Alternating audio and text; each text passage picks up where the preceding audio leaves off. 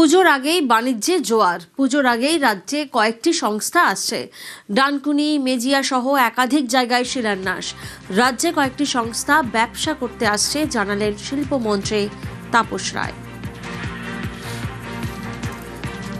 শিল্পমন্ত্রী তাপস রায় তিনি জানালেন, রাজ্যে কয়েকটি সংস্থা ব্যবসা করতে আসছে। ডানকুনি, মেজিয়া সহ একাধিক জায়গায় তার শিলান্যাস। পুজোর আগেই বাণিজ্যে জোয়ার। পুজোর আগেই বাণিজ্যে কয়েকটি সংস্থা বাণিজ্যের জন্য আসছে পালাবদলের রাজ্যে। খুশি আনন্দ তো নিশ্চয়ই। পশ্চিমবাংলাকে বাঁচাতে হলে, পশ্চিমবাংলার তার পুরনো ঐতিহ্যে গরিমায় নিয়ে যেতে হলে, নবপ্রজন্মকে বাঁচাতে গেলে যা যা করার তো করতে হবে। মানে অভিমুখটা শিল্পমুখী।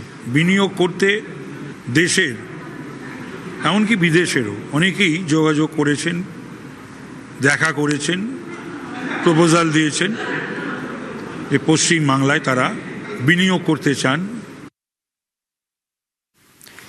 রবিবারই কলকাতায় পাওয়ার লাঞ্চে রাজ্যকে পাওয়ারফুল করার রোডম্যাপ। পাওয়ার লাঞ্চে স্বপন দাশগুপ্ত, তাপস রায় এবং সঞ্জীব সান্যাল। লাঞ্চে অর্থমন্ত্রী, শিল্পমন্ত্রী এবং পিএম এর আর্থিক উপদেষ্টা মণ্ডলীর সদস্য।